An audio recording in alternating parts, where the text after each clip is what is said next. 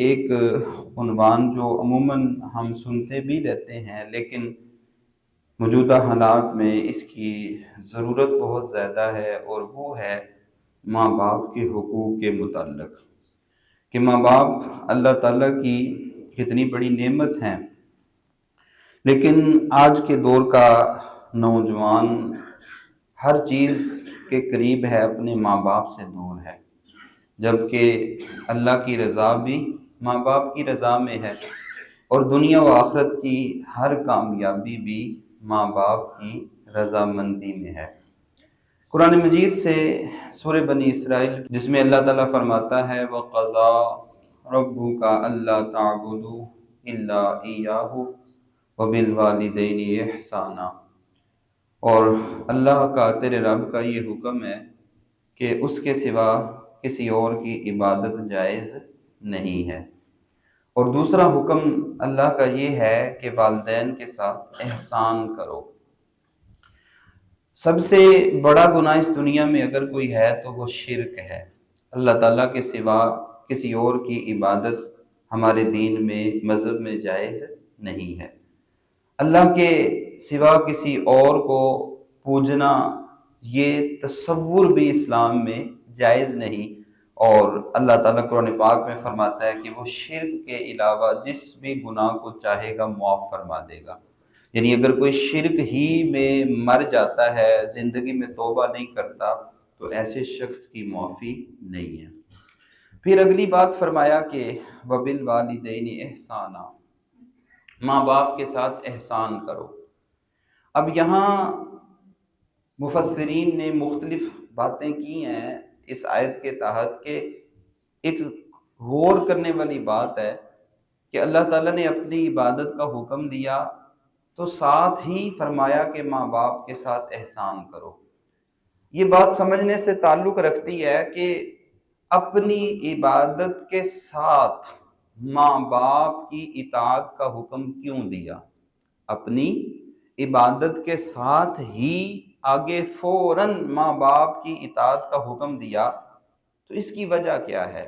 ویسے تو کئی حکمتیں مفسرین نے لکھی ہیں، لیکن ایک تو یہ کہ حقیقی طور پر انسان کو پیدا کرنے والا اللہ ہے، وہ حقیقی خالق ہے، لیکن اس دنیا میں ظاہری طور پر آنے کا جو ذریعہ بنتے ہیں وہ کون ہیں؟ ماں باپ۔ اسی لیے جب آگے اس میں دعا کا حکم ہے نا، تو ماں باپ کو بھی رب کہا گیا ہے۔ اللہ تو ہے ہی رب حقیقی، تو ماں باپ کو بھی رب کہا گیا، کیونکہ وہ بھی اولاد کو پالتے ہیں۔ رب کا مطلب ہوتا ہے پالنے والا، تو اولاد کو ماں باپ چونکہ پالتے ہیں ظاہری طور پر، حقیقت میں تو اللہ ہی دیتا ہے، لیکن ظاہری طور پر ماں باپ، تو ماں باپ کو بھی رب کہا گیا۔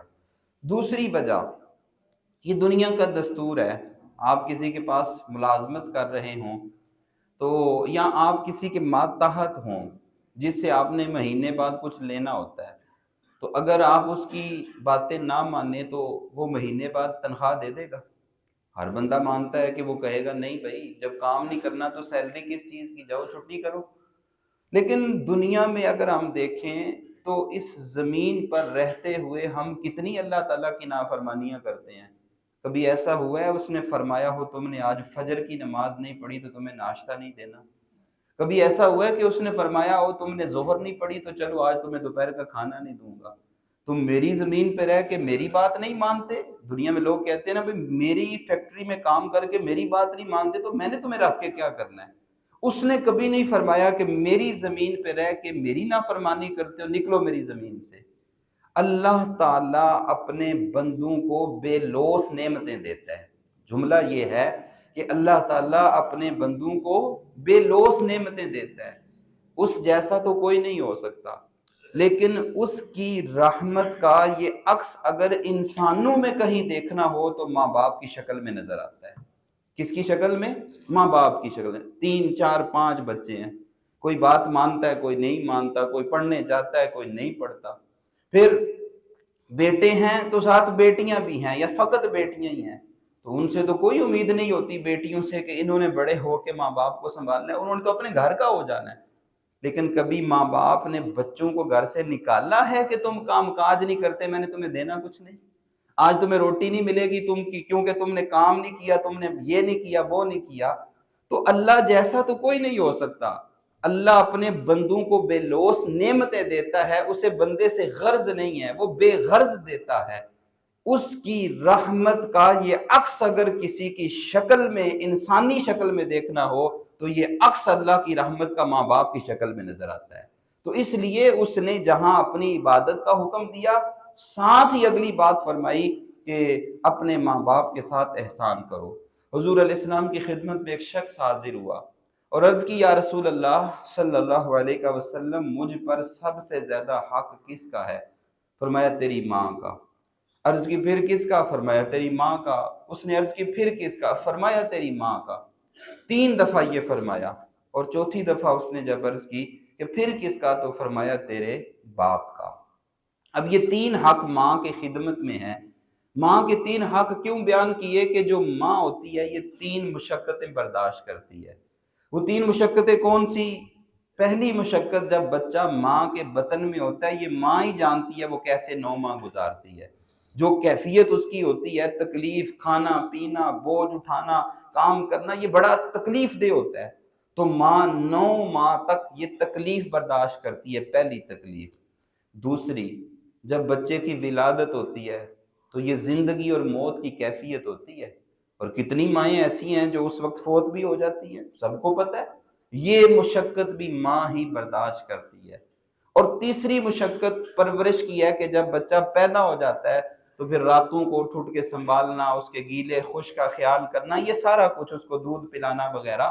تو یہ تیسری خدمت جو ہوتی ہے، اس میں باپ بھی شریک ہوتا ہے کہ جب بچہ دنیا میں آ جاتا ہے تو اب اس نے اس کے اخراجات پورے کرنے، کچھ سنبھالنا، کچھ ساتھ دینا۔ لیکن پہلی 2 مشقتوں میں ماں کے لیے، اس میں باپ کا بھی ساتھ نہیں ہے، پہلی 2 مشقتوں میں۔ تو اللہ تعالیٰ نے حضور علیہ السلام کے ذریعے یہ جو بتایا کہ پہلا حق ماں کا، دوسرا حق ماں کا، تیسرا حق ماں کا، تو چونکہ تیسری تکلیف میں باپ بھی ساتھ شریک ہوتا ہے تو پھر اس لیے چوتھا حق باپ کا اس میں ساتھ شامل کر دیا، تو 3 حق ماں کے ہیں۔ لیکن یہاں یہ بات یاد رہے کہ یہ جو ماں کے 3 حق ہیں یہ خدمت میں ہیں۔ خدمت میں ماں کی چونکہ مشقتیں زیادہ ہیں تو ماں کی خدمت زیادہ۔ مثلا آپ پیسے کما کے لاتے ہیں تو پہلے ماں کو دیں۔ آپ باہر سے کوئی چیز لے کے آتے ہیں کھانے والی، کوئی بھی ضروریات والی، تو باپ سے پہلے ماں کو دیں۔ یہ خدمت کے معاملات کی بات کر رہا ہوں۔ لیکن جہاں بات آ جائے حکم ماننے کی، باپ کوئی اور بات کہتا ہے، ماں کوئی اور بات کہتی ہے۔ ویسے تو ماں باپ کو چاہیے کہ اپنے بچوں کو یوں آزمائش میں نہ ڈالا کریں الگ الگ حکم دے کر، لیکن کہیں ایسا ہو بھی جاتا ہے زندگی میں، ماں کچھ کہہ رہی ہوتی ہے، باپ کچھ کہہ رہا ہوتا ہے، تو وہاں جب حکم ماننے کی باری آئے تو یہ یاد رکھیے گا، اللہ تعالیٰ فرماتا ہے الرجال قوامون علی النساء، جو مرد ہوتے ہیں یہ عورتوں پر حاکم ہیں، یہ نگہبان ہیں۔ تو جب بات ماننی ہے یعنی حکم کی صورت میں تو پھر پہلا درجہ باپ کا ہے، لیکن خدمت کے معاملے میں پہلا درجہ کس کا ہے؟ ماں کا۔ اور حکم ماننے کے اعتبار سے پہلا درجہ باپ کا ہے۔ تو پہلی بات تو یہ کہ ماں باپ کو چاہیے کہ اولاد کو یوں آزمائش میں نہ ڈالا جائے۔ ماں باپ کی نافرمانی کتنا بڑا گناہ ہے۔ بندہ ماں باپ کو ناراض کر کے کبھی بھی رب کو راضی نہیں کر سکتا۔ حضور علیہ السلام نے فرمایا الا انبئکم باکبر الاکابر، صحابہ میں تمہیں بڑے بڑے گناہوں کے بارے میں نہ بتاؤں؟ عرض کی حضور بتائیں۔ تو حضور علیہ السلام نے ارشاد فرمایا پہلا بڑا گناہ الاشراک باللہ، اللہ تعالیٰ کے ساتھ کسی کو شریک ٹھہرانا، یہ کبیرہ گناہ ہے۔ دوسرا فرمایا عقوق الوالدین، ماں باپ کی نافرمانی کرنا، یہ کبیرہ گناہ ہے، بڑا گناہ۔ اور وجلسا کان متقیا، حضور علیہ السلام یوں ٹیک لگا کے بیٹھے تھے تو حضور علیہ السلام سیدھے ہو کے بیٹھ گئے، اور پھر فرمایا الا وشہادۃ الزور، الا وشہادۃ الزور، الا وشہادۃ الزور، خبردار خبردار خبردار، جھوٹی گواہی دینا بھی بہت بڑا گناہ ہے، جھوٹی گواہی دینا۔ تو حضور علیہ السلام نے اس حدیث پاک میں ماں باپ کے نافرمان کو یہ بتایا کہ یہ کبیرہ گناہ ہے، بہت بڑا گناہ۔ جنت اللہ تعالیٰ کی وہ نعمت ہے کہ قرآن مجید میں اللہ تعالیٰ فرماتا ہے جنت کے اندر وہ کچھ ہے جو کسی آنکھ نے کبھی دیکھا نہیں ہے، جنت میں وہ کچھ ہے کہ کسی کان نے کبھی اس کے بارے میں سنا ہی نہیں حقیقت میں ہے کیا کیا، بلکہ اس سے بھی آگے کی قرآن بات کرتا ہے کہ جنت میں وہ کچھ ہے کہ کسی دل میں اس کے بارے میں خیال بھی نہیں گزرا۔ کیا کیا ہے جنت میں؟ یہ اتنی اللہ تعالیٰ کی خوبصورت تخلیق ہے۔ حدیث پاک میں آتا ہے کہ جب جنتی جنت کی طرف جائیں گے نا تو ابھی 1000 سال کی مسافت پہ ہوں گے، وہاں سے ہی جنت کی خوشبو آنا شروع ہو جائے گی۔ اللہ تعالیٰ سب کو حرمین شریفین لے کر جائے، جب مسجد حرام کے قریب جاتے ہیں تو ابھی آپ انٹر نہیں ہوئے ہوتے تو وہ خوشبو آنا شروع ہو جاتی ہے نا، اور وہ خوشبو بندے کو اپنی طرف اور کھینچتی ہے۔ ذرا تصور کریں جنت کی خوشبو کا عالم کیا ہوگا۔ تو فرمایا 1000 سال کی مسافت پہ آپ ہوں گے ابھی جنت میں جانے والے تو جنت کی خوشبو آئے گی، لیکن 4 بد نصیب ایسے ہیں کہ جنت تو کیا انہیں جنت کی خوشبو بھی نہیں ملے گی، جنت تو کیا جنت کی خوشبو بھی انہیں نہیں ملے گی۔ وہ کون سے؟ فرمایا قاطع الرحم، پہلا تو وہ جو قطع تعلقی کرتے ہیں، بغیر شرعی وجہ کے رشتہ داروں سے، اپنے خونی رشتہ داروں سے تعلق ختم کر دیتے ہیں بغیر شرعی وجہ کے۔ دوسرا فرمایا بوڑھا زانی، جو بوڑھا ہو جائے لیکن اس فعل بد سے باز نہ آئے۔ تیسرا تکبر کی وجہ سے پانچے لٹکانے والا، یعنی جو متکبر ہے، تکبر کرنے والے کو بھی جنت کی خوشبو نہیں ملے گی۔ وہ جو کسی کو کچھ نہیں نہ سمجھتا، لوگ دنیا میں کہتے ہیں نا میرے آگے کوئی شے ہی نہیں ہے، کون ہے میں کسی کو سمجھتا ہی کچھ نہیں۔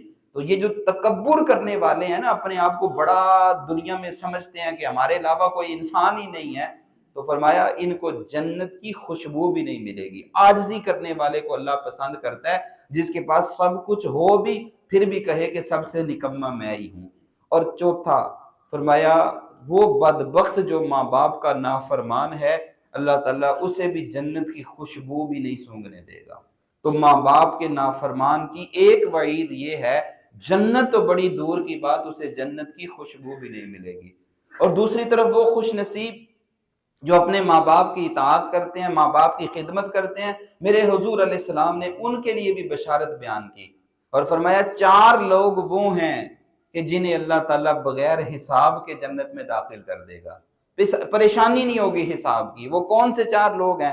سب سے پہلے، اور حضور نے حضرت عمر کو فرمایا تھا، عمر اگر لوگوں کے سست ہو جانے کا خوف نہ ہو تو یہ خوشخبری لوگوں کو دے دو، یہ بتا دو لوگوں کو، لیکن کہیں لوگ سست نہ ہو جائیں۔ تو فرمایا 4 لوگ ہیں جنہیں اللہ تعالیٰ بغیر حساب کے داخل جنت فرمائے گا۔ پہلی وہ عورت، شادی شدہ عورت جو اس حال میں دنیا سے جاتی ہے کہ اس کا خاوند اس سے راضی تھا۔ یہ آج کل شوہر کی نافرمانی کا بھی بڑا معاملہ ہے نا، گھر کے حالات بڑے خراب ہیں، تو جو عورت نافرمان ہوتی ہے اس کے لیے وعیدیں بڑی ہیں، لیکن جو شوہر کی جائز کاموں میں اطاعت کرتی ہے تو فرمایا اللہ تعالیٰ اس کو بغیر حساب کے داخل جنت کرے گا۔ اور دوسری چیز فرمایا جس کے بچے زیادہ ہوں، ذرائع آمدن تھوڑے ہوں، وہ تھوڑی کمائی میں اپنے بچوں کو صبر کروا لے لیکن ان کے منہ میں حرام لقمہ نہ ڈالے، تو جو اپنے بچوں کو حلال کھلائے گا فرمایا اللہ تعالیٰ اس کی بھی بغیر حساب کے بخشش فرما دے گا۔ تیسرا فرمایا جو سچی توبہ کر لے، یعنی گناہوں سے ایسی توبہ کرے کہ توبہ کرنے کے بعد پھر پلٹے نہ، جیسے حضور نے مثال دی کہ جیسے گائے کے تھنوں سے نکلا ہوا دودھ وہ واپس نہیں پلٹ سکتا، تو یہ بھی گناہوں میں نہ پلٹے، اللہ تعالیٰ اس کی بھی بلا حساب بخشش فرما دے گا۔ اور چوتھا وہ شخص فرمایا جو اس حال میں دنیا سے جاتا ہے کہ اس کے ماں باپ اس سے راضی تھے، تو جس کے ماں باپ اس سے راضی ہوں گے اللہ تعالیٰ اس کو بھی بغیر حساب کے داخل جنت فرما دے گا۔ اب آپ اس سے اندازہ کریں کہ ماں باپ کتنی بڑی شے ہیں، وہ کتنی عظیم چیز ہیں کہ اللہ تعالیٰ ان کے رضامندی میں اپنی رضامندی کا اعلان فرما رہا ہے۔ اور حضور علیہ السلام نے فرمایا رضا اللہ فی رضا الوالدین و سخط اللہ فی سخط الوالدین، کہ اللہ کی رضامندی ماں باپ کی رضامندی میں ہے اور اللہ کی ناراضگی ماں باپ کی ناراضگی میں ہے۔ آپ اندازہ کر لیں، تو یہ سوچ اور یہ تصور کہ ماں کوئی شے نہیں ہے، باپ کوئی شے نہیں ہے، یہ کون ہوتے ہیں، یہ کیا شے ہے؟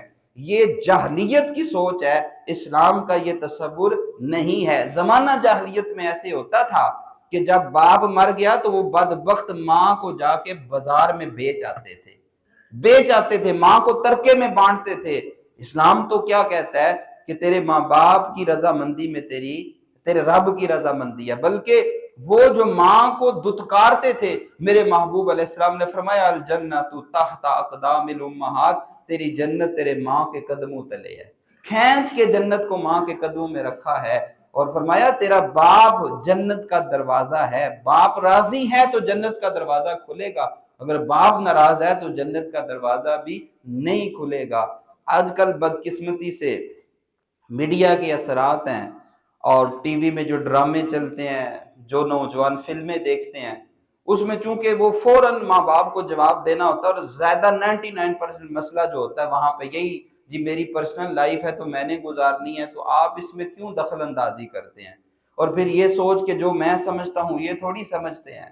یہ جو سوچ ہے، اس سوچ کی وجہ سے آج کا نوجوان ماں باپ کی نافرمانی کرنے میں بھی کوئی آر نہیں سمجھتا، اور خاص طور پہ جب تھوڑی سی کسی مذہبی شخص کی ایک رائے داخل ہو جاتی ہے، جی ماں باپ کیا شے ہیں، ماں تو کوئی شے نہیں ہے، باپ کوئی شے نہیں ہے، جب اس طرح کی سوچ ساتھ مل جاتی ہے تو وہ کہتا ہے کہ میں تو ٹھیک ہی کر رہا ہوں، تو اس کا نتیجہ یہ نکلتا ہے کہ وہ ماں باپ کو جواب دینے میں، ان سے بدتمیزی کرنے میں، ان کی بات کو نہ ماننے میں بھی پھر کوئی آر محسوس نہیں کرتا۔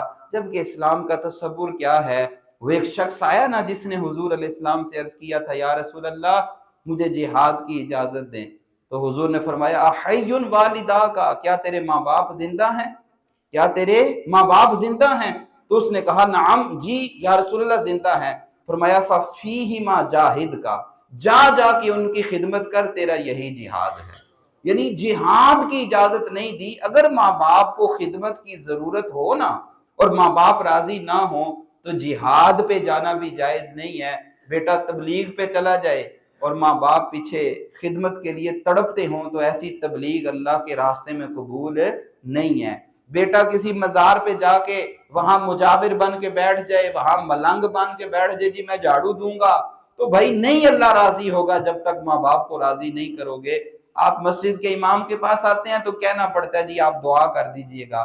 آپ کسی اللہ کے نیک بندے کے پاس پہنچتے ہیں تو اسے جا کے کہتے ہیں کہ جی دعا کر دیجئے گا۔ کسی شیخ کے پاس جاتے ہیں تو آپ کو کہنا پڑتا ہے دعا کر دیجئے گا۔ ماں باپ وہ ہستی ہیں جنہیں کہنا نہیں پڑتا کہ دعا کر دیں، بلکہ اٹھتے بیٹھتے سوتے جاگتے جس لمحے جس گھڑی وہ زندگی گزارتے ہیں، ہر لمحے اپنے بچوں کو دعاؤں میں یاد رکھتے ہیں۔ تو ماں باپ کی قدر کرنی چاہیے، وہ بہت بڑی شے ہیں، ان کا بہت بڑا مقام ہے۔ بندہ دنیا میں جگہ جگہ ناکامی کا منہ دیکھے اور کبھی ادھر کبھی ادھر جا کے یہ کرے وہ کرے، اسے چاہیے اپنے ماں باپ کے قدموں میں رہے اور ان سے دعا کروائے۔ ان کی دعا میں جو تاثیر ہے وہ دنیا میں کسی اور کی دعا میں تاثیر نہیں ہے جو ماں باپ کی دعا میں ہے۔ آپ کو پتہ ہے حضرت اویس کرنی صحابی نہیں ہے، تابعی ہیں۔ صحابی وہ ہوتا ہے جس نے حضور علیہ السلام کی حالت ایمان میں صحبت پائی ہو۔ تو ویسے کرنی یمن کا جو شہر ہے کرن، وہاں کے رہنے والے تھے، انہیں تو موقع ہی نہیں ملا حضور کی خدمت میں آنے کا۔ تو حضور علیہ السلام مدینہ شریف سے یمن کی طرف اپنا منہ کرتے اور اپنے کندھے سے سینے سے چادر اتار کے یوں سینہ کر کے فرماتے مجھے یمن سے ٹھنڈی ہوا آ رہی ہے، مجھے یمن سے ٹھنڈی ہوا۔ کس کی ہوا آ رہی ہے؟ ویسے کرنی کی، اس کی محبت کی۔ صحابہ نے اس کے حضور اگر وہ آپ سے اتنی محبت کرتا ہے کہ آپ اس کی طرف سینہ کھول کے فرماتے ہیں کہ مجھے یمن سے ٹھنڈی ہوا آ رہی ہے، تو حضور وہ آپ سے ملنے پھر کیوں نہیں آتا؟ آپ سے ملنے کیوں نہیں آتا؟ دیکھیں ماں باپ کی خدمت، فرمایا آنا چاہتا ہے لیکن ماں کی خدمت نہیں آنے دیتی۔ ماں بوڑھی ہے، آنکھوں سے اندھی ہے، اور کوئی خدمت کرنے والا نہیں ہے، تو اس خدمت کی وجہ سے وہ نہیں آتا، لیکن اس کا دل بڑا تڑپتا ہے یار کیا مقام ہوگا، کیا مقام ہوگا۔ حضور نے اپنا کرتا مبارک اتارا اور دنیا سے جانے سے پہلے حضرت عمر فاروق حضرت علی رضی اللہ تعالیٰ عنہما کو دیا اور کہا یہ میرے اویس کے پاس لے جانا، اویس کو تحفہ دینا اور اسے کہنا میری امت کی بخشش کی دعا مانگے۔ یہ مقام کس وجہ سے ملا؟ ماں کی خدمت سے۔ اگر ماں کوئی شے نہیں ہے تو پھر محبوب علیہ السلام ویسے کرنی سے دعائیں کیوں کروا رہے ہیں امت کی بخشش کے لیے؟ یہ ماں کا مقام ہے کہ اس ماں کی خدمت کی برکت سے بچے کا یہ مقام ہو جاتا ہے کہ وہ محبوب کا بھی محبوب بن جاتا ہے۔ تو اپنے ماں باپ کی قدر کرنی چاہیے اور ماں باپ کی رضا مندی تلاش کرنی چاہیے۔ وہ راضی ہوں گے تو رب راضی ہوگا، اگر وہ ناراض ہوگے تو پھر رب بھی ناراض ہوگا، رب راضی نہیں ہوگا۔ سب نے سنا ہوا ہے حضرت بایزید بسطامی رحمت اللہ تعالیٰ علیہ نے اپنی ماں سے عرض کیا تھا نا کہ ماں میں آپ کے حقوق کی معافی چاہتا ہوں، تو آپ کے حق نہیں میں پورے کر سکتا تو مجھے معاف کر دیں، مجھے اجازت دے دیں میں اپنے رب کے حقوق پورے کر لوں۔ ماں نے کہا ٹھیک ہے بیٹا اجازت ہے، میں معاف کرتی ہوں۔ اب چلے گئے، کبھی کدھر کئی سال گزارے، اور ایک دن صبح تہجد کے وقت میں جب گھر آئے کئی سالوں کے بعد، تو ماں نے پوچھا بیٹا تمہیں وہ مقام مل گیا جس مقام کو پانے کے لیے مجھ سے حق معاف کروا کے گئے تھے؟ حضرت بایزید بسطامی فرماتے ہیں میری آنکھیں شرم سے جھک گئیں، تو تہجد کے وقت میری ماں نے ہاتھ اٹھا دیے، وضو کیا تہجد کا تو دعا کیا اللہ میرا بیٹا تجھے پانے نکلا تھا، یہ تجھے نہیں پا سکا، اے اللہ اسے اپنا وصال دے دے۔ حضرت بایزید بسطامی کہتے ہیں کئی سالوں کے مجاہدات میں وہ قرب نہیں ملا جو ماں کی دعا کی برکت سے ملا۔ تو بھائی ماں باپ بہت بڑی چیز ہے، وہ اللہ تعالیٰ کی بہت بڑی نعمت ہے، اس نعمت کی قدر کرنی چاہیے۔ آج کے دور میں نوجوان ماں باپ کی بے ادبی کرنے میں کوئی عار محسوس نہیں کرتے، اور وہ یہ سمجھتے ہیں کہ جی جو میں جانتا ہوں وہ ماں باپ نہیں جانتے۔ یہ آپ کی خام خیالی ہے۔ عربی کا مقولہ ہے اکبر من کا سنن اکثر من کا تجربتاً، جو تجھ سے عمر میں بڑا ہے وہ تجربے میں بھی تم سے بڑا ہے۔ ماں باپ کی جو باتیں ہوتی ہے نا وہ چھوٹے اور سادے لفظوں کے اندر وہ باتیں بڑی کمال کی ہوتی ہیں۔ بس اوقات سفر پہ ہوں، کبھی گھر جاتے ہیں چھٹی لیٹ ہو جائیں تو نماز میں تاخیر ہو جائے تو ماں باپ آگے سے کہتے ہیں پتر نماز تے ویلے دی ہوندی ہے، نماز تے ویلے دی ہوندی ہے۔ اب مطلب ہمیں پتہ ہے یہ بھی ٹائم ہم پڑھ سکتے ہیں، لیکن ان کے جملوں کی جو مٹھاس اور ان کے جملوں کے اندر جو حقیقت ہوتی ہے نا وہ حقیقت انسان نہیں سمجھ سکتا۔ تو وہ عمر میں بڑے ہیں، انہوں نے زندگی گزاری ہے، ہو سکتا ہے میری معلومات زیادہ ہوں، میرا نالج زیادہ ہو، لیکن ان کا جو تجربہ ہے وہ اولاد کے پاس نہیں ہوتا۔ ماں باپ کی قدر کرنی چاہیے، اپنے ماں باپ کے ساتھ احسان کرو، بھلائی کرو۔ اور پھر اللہ تعالیٰ نے آگے تفصیل بیان کی، چونکہ جب ماں باپ جوان ہوتے ہیں تو اس وقت اولاد کو کھلا رہے ہوتے ہیں، پلا رہے ہوتے ہیں، اولاد اس وقت ان کی احسان مند ہوتی ہے۔ اصل امتحان اولاد کا تب ہوتا ہے جب ماں باپ کو ضرورت پڑتی ہے کہ اب اولاد ان کی خدمت کرے، پھر پتہ چلتا ہے سچی محبت کا اور سچی خدمت کا۔ تو اللہ تعالیٰ نے سورہ بنی اسرائیل میں اس مضمون کو کھولا اور فرمایا اما یبلغن عندک الکبر احدہما او کلاہما، اگر تیرے ماں باپ دونوں یا دونوں میں سے کوئی ایک بوڑھا ہو جائے تو اب بڑھاپے کو بوجھ نہیں سمجھنا، فلا تقل لہما اف، تو نے اپنے ماں باپ کو اف بھی نہیں کہنا۔ اور اف سے کیا مطلب ہے اس کے بارے میں متعدد اقوال تفاسیر میں لکھے گئے ہیں۔ ایک جب آپ کے بدن پہ مٹی پڑ جائے تو ہم مٹی جاڑنے کے لیے پھونک مارتے ہیں، تو اس پھونک سے اف کی آواز پیدا ہوتی ہے۔ تو اللہ تعالیٰ نے یہاں فرمایا کہ تم نے اتنی سی بھی ان کے آگے آواز نہیں نکالنی، اتنی سی آواز بھی جو ان کے لیے ناگواری کا ذریعہ بنے۔ بھلے وہ بوڑھے ہو گئے ہیں، ہو سکتا ہے وہ سخت بات کر دیں، ہو سکتا ہے وہ غلط بھی بات کر رہے ہوں، لیکن اولاد کا یہ نہیں ہے آگے سے کہ وہ آگے سے بدتمیزی شروع کر دے اور ان سے لڑنا جھگڑنا شروع کر دے۔ ان کے لیے حکم ہے کہ وہ اپنے ہونٹوں کو سیلیں اور خاموشی اختیار کر لیں، خاموشی اختیار کر لیں، آگے سے بدتمیزی نہ کریں۔ اور اف کا ایک اور معنی عربی زبان میں جو ذکر کیا گیا وہ یہ کہ جب ماں باپ بوڑھے ہو جاتے ہیں تو بڑھاپے کی وجہ سے انہیں فالج ہو گیا، خدا نہ خواستہ کوئی اور تکلیف آ گئی تو وہ بولو براز بستر پہ کر دیتے ہیں۔ اب یہ اولاد کی ذمہ داری ہوتی ہے، انہوں نے ماں باپ کو سنبھالنا ہے، بیٹی ہے تو ماں کو، بیٹا ہے تو باپ کو، برکف جیسے جس کو موقع ملے اس نے اپنے ماں باپ کو صاف ستھرا کرنا ہے۔ اب جب بندہ گندگی کی بدبو سونگتا ہے تو انسان کا مزاج ہے، ہر انسان کو اس گندگی سے اذیت ہوتی ہے، تو بندہ نفرت ماں باپ سے نہیں کر رہا ہوتا، نفرت اس گندگی سے ہوتی ہے اور وہ بھی بدبو کی وجہ سے۔ تو اب جب بندہ گندگی کی بدبو محسوس کرتا ہے تو اپنے ناک پہ کپڑا رکھتا ہے، کوئی چیز رکھ لیتا ہے کہ اس بدبو سے مجھے اذیت نہ ہو۔ تو اب جب ماں باپ بوڑھے ہو گئے، ہو سکتا ہے وہ فالج کی وجہ سے بول بھی نہ سکتے ہوں، اور وہ بچہ ان کی گندگی صاف کر رہا ہے، تو ماں اور باپ کے دل میں کہیں یہ خیال پیدا ہو گیا کہ میرا بیٹا مجھ سے نفرت کی وجہ سے کپڑا رکھ رہا ہے، ناک پہ نفرت کی وجہ سے۔ حالانکہ بچہ ماں باپ سے نفرت نہیں کر رہا، وہ تو بدبو سے بچنے کے لیے کپڑا رکھ رہا ہے۔ اللہ تعالیٰ نے فرمایا تم نے کپڑا بھی نہیں رکھنا، تم نے کپڑا بھی نہیں رکھنا، آتی ہے بدبو تو آتی رہے، کوئی بات نہیں، تمہارے بچپن میں انہوں نے بھی تو برداشت کی تھی نا۔ تو فَلَا تَقُل لَّهُمَا اُفٍّ کا ایک معنی مفسرین نے یہ بیان کیا ہے کہ جب ماں باپ بوڑھے ہو جائیں اور گندگی کی وجہ سے بستر ناپاک ہو جائے، تم ان کی گندگی صاف کر رہے ہو، تو تم نے ناک پہ کپڑا بھی نہیں رکھنا کہ کہیں ماں باپ کے دل میں یہ خیال نہ آ جائے کہ میرا بچہ مجھ سے نفرت کرنا شروع ہو گیا ہے۔ تو یہ معنی ہے فَلَا تَقُل لَّهُمَا اُفٍّ کا کہ تم نے اپنے ماں باپ کو اف بھی نہیں کہنا، وَلَا تَنْهَرْهُمَا اور انہیں جھڑکنا بھی نہیں ہے۔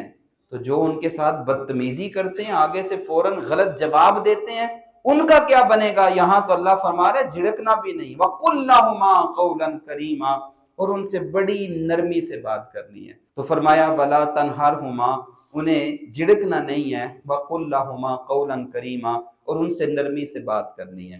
پھر اللہ تعالیٰ آگے فرماتا ہے وَخْفِضْ لَهُمَا جَنَاحَ الذُّلِّ مِنَ الرَّحْمَةِ اور یہ جو دونوں اپنے بازو ہیں نا، انتہائی نرمی کے ساتھ ان کے لیے بچھا لو۔ جب اوپر سے پرندہ آتا ہے اڑتا ہوا، تو جب وہ بچوں کے قریب آتا ہے نا تو اپنے دونوں پر جو ہوتے ہیں وہ جوڑ لیتا ہے، اور بسا اوقات ایسا ہوتا ہے کہ یہ مرغی وغیرہ جب بچے نکالتی ہے تو چیل یا کوا وغیرہ جب ان بچوں پہ حملہ کرتے ہیں تو آپ نے دیکھا ہوگا مرغی اپنے پر کھول لیتی ہے اور پر کھول کے بچوں کو ان کے نیچے کر لیتی ہے تاکہ اس چیل اور کوے کے حملے سے میرے چوزے بچ جائیں۔ اللہ تعالیٰ نے یہ استعارہ، یہ الفاظ استعمال کر کے اشارہ کیا اس بات کی طرف کہ زمانے بھر کی تکلیفیں آئیں، تم ان تکلیفوں کے آگے اپنے بازو کر لو، اپنے ماں باپ تک گرم ہوا نہ پہنچنے دینا۔ وَخْفِضْ لَهُمَا یہ جو بڑھاپے میں بعض دفعہ بندہ محسوس کرتا ہے نا، اب میں ان کی دعائیاں پوری کروں کہ بچوں کی فیسیں پوری کروں، میں ان کے اخراجات پورے کروں یا میں گھر کی ضروریات پوری کروں، تو ایسا نہ سوچا کریں، ان کی برکت سے اللہ تعالیٰ دیتا ہے۔ میرے حضور علیہ السلام فرماتے ہیں جو بندہ اپنے ماں باپ کو روزانہ دعاؤں میں یاد رکھتا ہے، روزانہ دعاؤں میں یاد رکھتا ہے، اللہ تعالیٰ اس کے رزق میں بے برکتی نہیں آنے دیتا۔ ماں باپ زندہ ہوں تو بھی دعا مانگے، ماں باپ دنیا سے چلے گئے ہوں تو بھی دعا مانگے، اور ان کو دعاؤں میں یاد رکھیں، اللہ تعالیٰ ان کی وجہ سے رزق میں برکت دیتا ہے۔ وہ دنیا سے چلے بھی جائے، ان کے لیے دعا مانگ رہے ہیں تو برکت خود مل رہی ہے۔ تو ماں باپ کا احترام کریں، ماں باپ کی قدر کو سمجھیں۔ ماہ رمضان کے اس پہلے جمعۃ المبارک میں بطور خاص اس عنوان پہ پہلے بھی گفتگو ہوتی رہتی ہے، لیکن اس نیت سے میں گفتگو کر رہا ہوں کہ نوجوان عموماً عام طور پہ تو مساجد میں آتے نہیں ہیں یا بہت لیٹ آتے ہیں، تو جمعے کے دن رمضان میں چونکہ لوگوں کا رجحان ہوتا ہے تو شاید کسی کے دل میں یہ بات اترے اور اس کا اثر ہو۔ اب یہ تصور کہ ماں کوئی شے نہیں ہے، آخر میں ایک واقعہ آپ کے سامنے رکھنا چاہوں گا تو پھر سوچیں کہ ماں کتنی بڑی شے ہے۔ حضرت مالک بن دینار اللہ کے بہت بڑے ولی گزرے ہیں، کہتے ہیں میں حج کرنے گیا تو حج پہلے بھی کیا تھا لیکن اس سال میں نے دیکھا کہ حج پہ بڑا ہی رش ہے، بڑی دنیا آئی ہے۔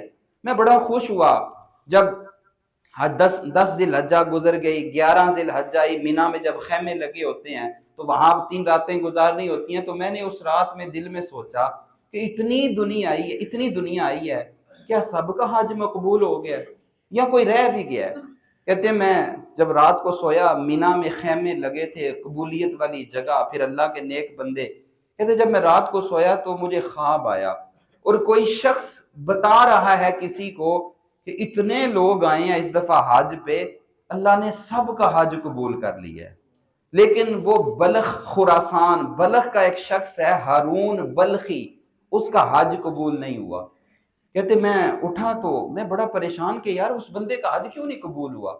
خیر جب صبح ہوئی فجر کی نماز کے بعد میں نکل گیا، میں دیکھوں کہ خراسان، اپنے اپنے ملک کے خیمے لگے ہوتے ہیں، یہ پاکستان ہے، انڈیا ہے، سری لنکا جیسے بھی ملک ہوتے ہیں. تو میں نے ڈھونڈا کہ خوراسان کے خیمے کہاں ہیں. میں چلا گیا خوراسان کے خیموں میں. وہاں میں نے لوگوں سے پوچھا کہ ہارون بلخی ہے کوئی تم میں؟ انہوں نے کہا ہاں ہاں کیا ہوا ہے؟ تو کہنے لگے میں نے بس اس سے ملنا ہے. تو کہا کہ وہ علیحدہ رہتا ہے، وہ لوگوں کے ساتھ بھی نہیں رہتا، اس کا ایک بازو بھی کٹا ہوا ہے، وہ عبادت میں رہتا ہے، ذکر اذکار میں رہتا ہے، تو جاؤ جا کے ادھر دیکھ لو. کہتے میں گیا، میں نے دیکھا کہ ایک بندہ مصروف عبادت ہے، بازو بھی کٹا ہوا ہے. میں انتظار کرنے لگا کہ یہ سلام پھیرے نوافل سے تو میں اس سے بات کروں. جب اس نے سلام پھیرا تو میں نے پوچھا کہ تم ہارون بلخی ہو؟ اس نے کہا ہاں. اور اس نے کہا آپ کون ہیں؟ میں نے کہا جی دنیا مجھے مالک بن دینار کہتی ہے، چونکہ ان کا چرچا تھا، لوگ مانتے تھے ولایت کا. کہنے لگا اچھا آپ وہی مالک بن دینار ہیں جن کا دنیا میں چرچا ہے. آپ مجھے یہ بتانے آئے ہیں کہ میرا حج قبول نہیں ہوا؟ آپ مجھے یہ بتانے آئے ہیں کہ میرا حج قبول نہیں ہوا؟ حضرت مالک بن دینار کہتے میری آنکھیں پھٹی کی پھٹی رہ گئیں کہ اسے پہلے سے پتا ہے. تو میں نے کہا ہاں یہی بتانے آیا ہوں، لیکن تجھے کیسے پہلے سے پتا ہے؟ اس نے کہا 24 سال ہو گئے سنتے ہوئے، 24 سال ہو گئے ہیں حج کرتا ہوں. ہر دفعہ جب آخری دن آتے ہیں تو کوئی نہ کوئی اللہ کا ولی آ کے بتا دیتا ہے تیرا حج قبول نہیں ہوا.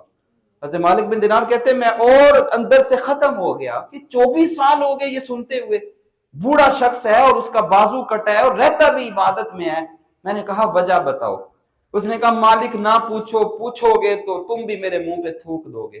میں نے کہا نہیں بتاؤ. کہتا میں نے کہا کہ اصل میں پیسے والا تھا اور شراب کا عادی تھا. پیسہ بڑا تھا، مجھے مسئلہ نہیں ہوتا تھا، بہت نشہ کرتا تھا. رمضان کا مہینہ تھا، میں شراب پی پی کے دت ہو کے نشے میں آیا. مفطاری کا وقت تھا تو میری ماں تندور میں روٹیاں لگا رہی تھی، مجھے ہوش نہیں تھی. میں نے کہا روٹی دو. میری ماں نے کہا شرم کر، نہ نشے سے باز آتا ہے نہ روزے کا لحاظ رکھتا ہے. تو مجھے پتہ نہیں تھا، میں نے غصے میں ماں کو تھپڑ مارا، ماں تندور میں گری اور جل کے مر گئی. اب میں نشے میں تھا، بے ہوش تھا، اور مجھے اندر جا کے میں گر گیا. ایک پورا دن رات مجھے ہوش، اتنا نشہ کیا تھا. ماں کی تدفین ہو گئی، لوگوں نے دفن کر دیا. اب جب میری آنکھ کھلی تو دیکھا میری بیوی بھی سامان پیک کر کے تو جا رہی ہے. میں نے کہا تم کدھر جا رہی ہو؟ اس نے کہا تیرے جیسے بدبخت کے ساتھ میں نہیں رہ سکتی. میں نے کہا کیا ہوا ہے؟ کہا جس ماں کو تو نے نشے میں تھپڑ مارا تھا وہ مر گئی ہے اور اس کا انتقال ہو گیا. میں تڑپا، میں نے کہا مجھے بتا تو دیتے. کہا تیری ماں نے کہا تھا میرا منہ نہ اس کو دکھانا. کہتا میں اٹھا، جسم کانپنے لگا، بیوی بھی چھوڑ کے چلی گئی، رشتہ داروں نے تھوکنا شروع کر دیا. میں نے اپنا گھر بار بیچا، سارا کچھ خیرات کر دیا. آرے میں جا کے اپنا ہاتھ بھی کاٹ دیا، اس کو آگ کے ساتھ جا کے. اس وقت سے لے کر آج تک میں ہر سال حج کرتا ہوں، لیکن ہر دفعہ یہی آواز آتی ہے تیرا حج قبول نہیں ہے. حضرت مالک بن دینار کہتے ہیں میں نے اس کے منہ پہ تھوکا اور تھپڑ مار دیا. تھوک کے تھپڑ مارا. میں نے کہا بدبخت تو ہے ہی اس قابل کہ تیرا حج قبول نہ ہو، تیرا کیسے قبول ہوگا؟ کہتے میں یہ کہہ کے آ گیا. اور وہ رونے لگا، تڑپنے لگا. لیکن کیا ہو سکتا تھا؟ جب میں آیا، میں خیمے میں اگلی رات سویا نا تو اسی طرح دل بے چین، وہ خیال ہی نہیں ذہن سے جا رہا. سو رہا ہوں، کبھی خیال آتا ہے کبھی کچھ. پھر میں سویا، کسی وقت جا کے آنکھ لگی تو تہجد کا جب وقت آیا تو مجھے پھر خواب آیا. اور خواب میں کوئی کہنے والا مجھے کہہ رہا ہے، میں اس شخص کو پہچانتا نہیں، لیکن وہ مجھے کہہ رہا ہے کہ مالک بن درار تو نے اللہ کے بندے کو اللہ سے مایوس کر دیا. تجھے پتہ ہے قیامت کے دن اللہ نے اسی ماں کی وجہ سے پھر اس بندے کی بخشش کر دینی ہے. میں نے کہا وہ کیسے؟ کہتے خواب میں ہی پوچھ رہا ہوں وہ کیسے؟ اس بندے نے کہا کہ جب اللہ فیصلہ فرمائے گا، اس کے جہنم میں جانے کا حکم دے گا نا، تو یہ بندہ پلٹ پلٹ کے اپنی ماں کو دیکھے گا اور ماں کو کہے گا امی میرا جسم آگ جلا دے گی، مجھے تکلیف ہوگی، میں وہ تکلیف برداشت نہیں کر پاؤں گا، ماں میرا جسم جلے گا. تو ماں کہے گی بیٹا کیا کروں، تو نے میرے ساتھ کیا کیا تھا؟ تو یہ پھر ماں سے جب معافی مانگے گا، ماں اللہ کی بارگاہ میں عرض کرے گی یا اللہ میں معاف کرتی ہوں، تو بھی معاف کر دے. پھر اس بندے کی اللہ ماں کی وجہ سے بخشش کر دے گا. ماں کوئی شے نہیں. یہ کیسی جہالت اور کیسی حماقت ہے. ماں کتنی بڑی شے ہے آپ تصور کریں. تو ماں باپ کی خدمت کریں، جو نوجوان ہیں وہ جذبات میں آ کے ماں باپ کی نافرمانی کی طرف نہ بہیں، ماں باپ کا حکم مان لیں، دنیا بھی سنور جائے گی، آخرت بھی سنور جائے گی۔ اللہ تعالیٰ مجھے آپ کو عمل کی توفیق عطا فرمائے۔